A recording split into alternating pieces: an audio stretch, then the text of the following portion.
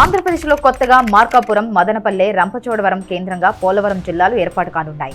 దీంతో రాష్ట్రంలో జిల్లాల సంఖ్య 26 నుంచి 29కి పెరగనుంది.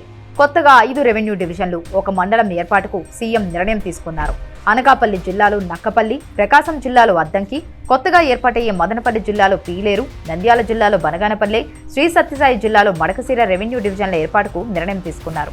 కర్నూలు జిల్లా ఆదోని మండలాన్ని విభజించి కొత్తగా పెద్దహరివనం మండలం ఏర్పాటు చేయాలని సీఎం చంద్రబాబు నిర్ణయించారు. శ్రీకాకుళం జిల్లా పలాస డివిజన్లోని నందిగాం మండలాన్ని టెక్కలి డివిజన్లో కలిపేందుకు మంత్రుల కమిటీ చేసిన సిఫార్సుకు సీఎం ఆమోదం తెలిపారు. ప్రజల నుంచి అభ్యంతరాలు స్వీకరించడానికి ప్రభుత్వం నెల రోజుల పాటు గడువు ఇవ్వనుంది.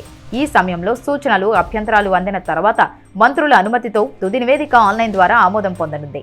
ప్రకాశం జిల్లాలో అద్దంకి, కందుకూరు విలీనం కానున్నాయి. తూర్పుగోదావరిలోకి మండపేట నియోజకవర్గం కలవనుంది. పెనుగొండ మండలంగా వాసవి పెనుగొండ మండలంగా మారనుంది. మంత్రుల కమిటీ సిఫార్సులతో కొత్తగా ఏర్పాటు చేసే జిల్లాలు, రెవెన్యూ డివిజన్లతో ప్రస్తుతం ఉన్న 17 జిల్లాల్లో మార్పులు చేర్పులు చోటు చేసుకున్నాయి. మిగతా 9 జిల్లాలు విజయనగరం, పార్వతీపురం, మన్యం, విశాఖపట్నం, ఏలూరు, కృష్ణా, ఎన్టీఆర్, గుంటూరు, పల్నాడు, అనంతపురం జిల్లాల్లో ఎలాంటి మార్పులు జరగలేదు.